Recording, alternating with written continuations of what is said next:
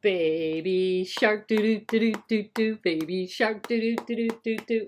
Just kidding, just kidding. Today we're gonna make some snap pouches. Come on, let's get started.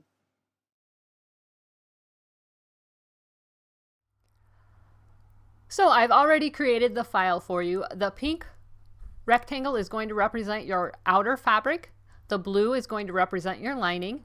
And then you have an option. You're either going to cut the half circles if you're going to use faux leather or genuine leather, or if you're going to use fabric for your pull tabs, then you're going to cut out the pink squares.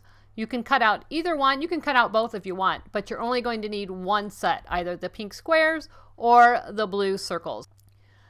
Alternatively, you could make your own shapes and use triangles. I did that on one pouch. You can do whatever you want, but this is how I have set the file up for you. If you want to make your own file, all I can tell you is you're going to create your outer fabric, and that's going to be the size of your bag folded in half. Once you figure out that size, you're going to make another rectangle the same width, but you're going to add 4.5 inches to the length. So whatever size this one is going to be the same width plus 4.5 inches. So this one is 4.5 inches longer than that one. And then I used 4-inch squares if you're going to make the fabric triangles, and my half circles are about 2.5 inches. So if you want to make your own design, be my guest. That's the easy way to figure it out. You can't just resize this because then your tape measure is not going to fit through the top part. So you need to make sure whatever this width is, this one is 4.5 inches longer. And I have provided a link to this file in the description below this video. It's yours to use as you wish. So here's what you need: a rotary cutter. You're going to need 2 pieces of coordinating fabric. You're going to need the fabric mat. You're going to need a tape measure. I got this one at Walmart. It's a 1-inch wide, and it's a little bit stiffer than the ones you can find at, say, the Dollar Tree. You're going to need a fabric pin, and this is optional. You can use some faux leather or a piece of leather, or you can use a piece of fabric. I'm going to show you both ways, and you're going to need an acrylic ruler. So let's prepare our fabric for cutting. I'm going to cut both of my pieces of fabric to be about 8 inches wide. Now, if you alter the size of this or make your own pattern, then you're going to want to just make sure that you cut it wide enough for your bag. I am using the Cricut acrylic ruler. I really enjoy using this. I'm just lining it up on the 8-inch mark. My fabric is folded. This is a 22 by 18-ish piece of fabric. This is a Cricut piece of fabric by Riley Blake. I'll have that linked in the description below the video. And I'm just going to go ahead and slice that right at about 8 inches. So that takes care of my fabric. Next, I'm going to cut a piece of faux leather. Now, I'm going to use the faux leather. You can use the Cricut regular leather. This is the regular leather, but if you use this, you're going to need the strong grip mat. I got this faux leather at Hobby Lobby, and I'm going to use a piece of this for my pull tabs. But again, if you want to use regular leather, you certainly can.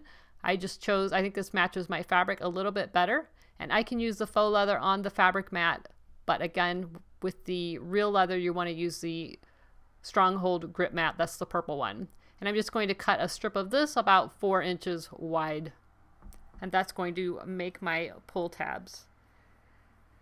Now you want to add your fabric pieces to your fabric mat. I put them right side up. You can put them either way. We're not drawing on the fabric at all, so it really doesn't matter which way you put it. But you want to make sure that when you're adding your fabric to your mat that you smooth everything out, get everything adhered, no wrinkles in the fabric, and that's where this Cricut brayer really comes in handy. I really like to use this when I'm using any kind of fabric on the mat, and really almost anything that I put on the mat, I like to use the brayer. It just ensures that it is stuck down really well and it's not going to move. So go ahead and prepare your fabric. The longer piece in the file that I have provided for you is the lining fabric, and the shorter piece is going to be the outer fabric. So you want to watch your colors and cut accordingly. And I find when you remove it from the mat, if you just rip it off really quick like a Band-Aid, you get the least amount of fraying. And And again, just grab an edge and whip it off. Next, we're going to put our leather on, and make sure you're paying attention to the mats that the design space is calling for, so that you make sure that you're putting the right material on at the right time. I find when I cut any kind of leather or faux leather, no matter what mat I'm using, I like to just put a little bit of tape on those corners that the blade might catch and wrinkle. Once you have everything cut, you're going to make sure and press your fabric pieces.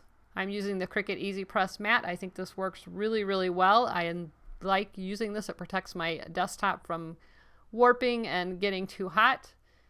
And it's easily movable out of my way when I need my desk space. Now you're going to fold each of your fabrics in half to establish a center point and press. And this is just going to be an easy way. Instead of measuring and marking, this is the easiest way to measure our center. I'm going to put the longer piece pretty side down and the shorter piece pretty side up, matching those center points. You just want to line that up so that they're exactly centered on one another. And then you're going to fold that longer piece down to the top of the shorter piece and press.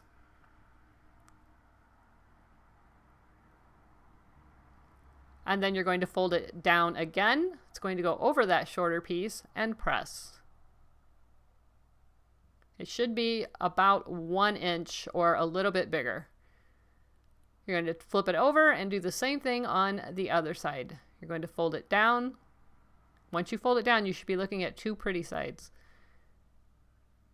Fold it down to the edge of the fabric and press. Fold it down again over the fabric and press.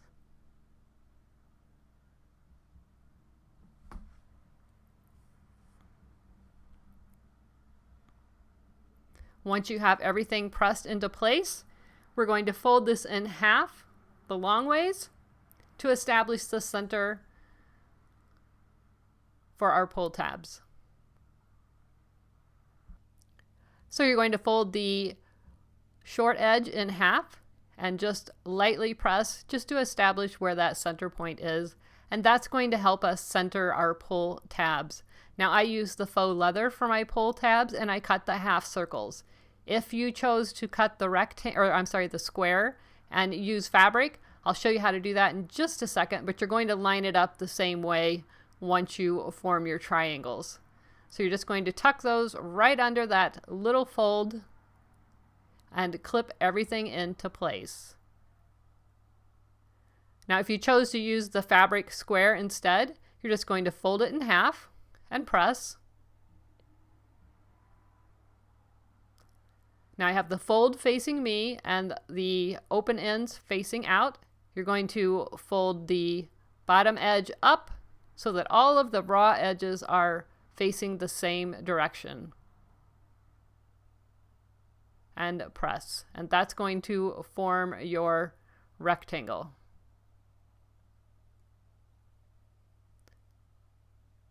So that's going to replace the circles that I used on mine. So you can do it either way. You can do it with fabric or you can do it with the leather. Here is one that I did with the fabric.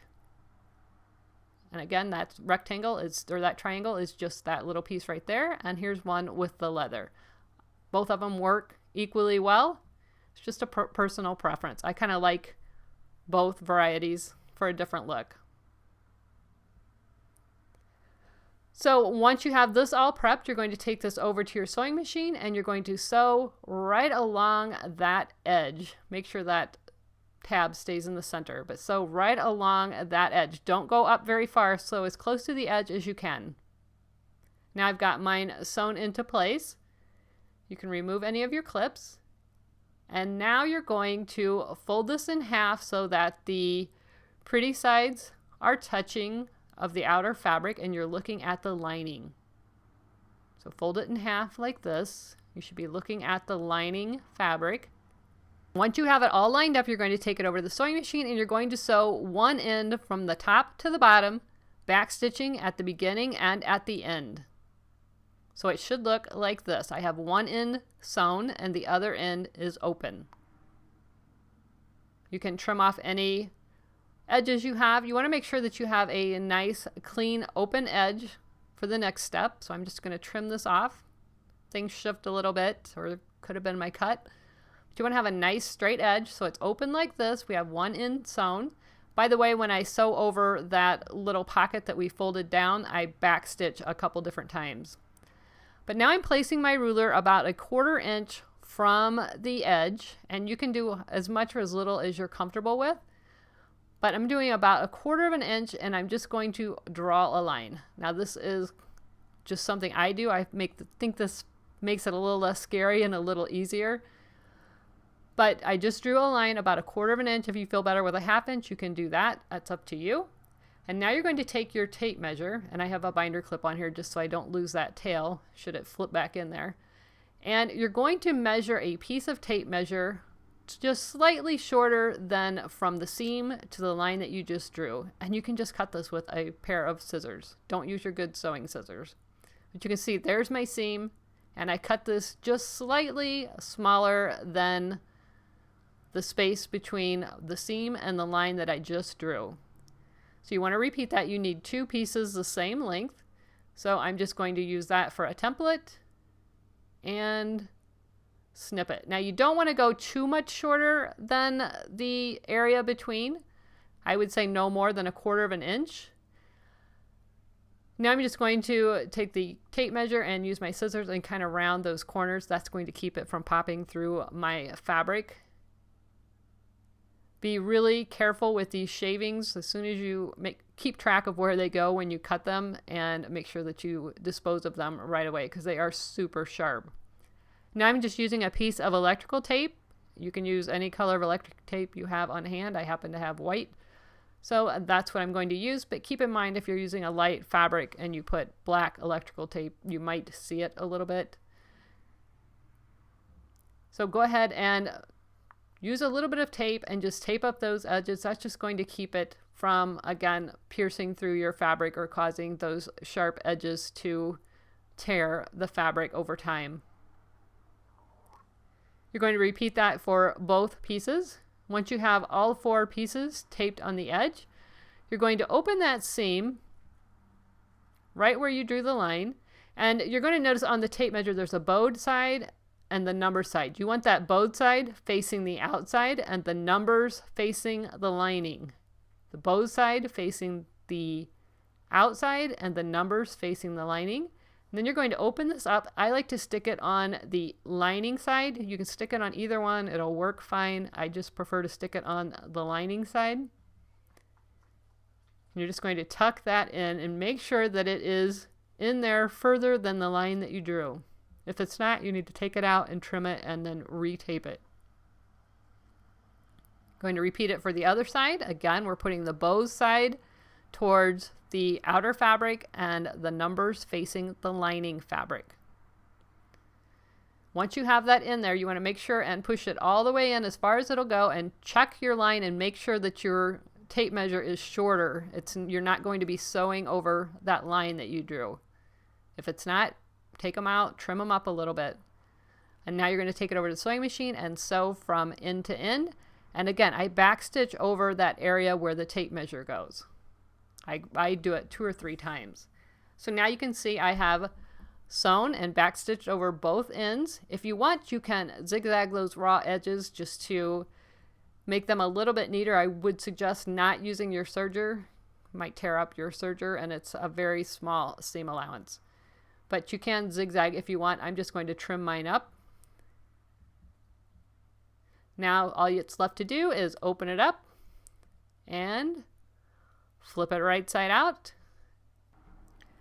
Make sure you reach inside and poke out the corners so everything is nice and square and flat. You might want to give it a little bit of a press, and look, you just made a snap bag. I think these are so fun, and once I made one, I just kept going. I kept thinking, well, let's try this, let's try that. And before you know it, I had a ton of them. For all of you who follow my placemat videos, here's one made out of a Pioneer Woman placemat. Here's one made out of faux leather. I didn't put the pull tabs on this one. It's got a little polka dot lining, but I added a little keychain on the side. That one I made for my friend Terry, who is a leopard fan. This one I made with canvas on the inside, a little leather tab, and the keychain. This one I made out of flannel. I think the flannel ones turned out so fun. The canvas one is also flannel, by the way. Here's another flannel one. I made this one with my daughter-in-law in mind. She trains service dogs and keeps treats on her all the time.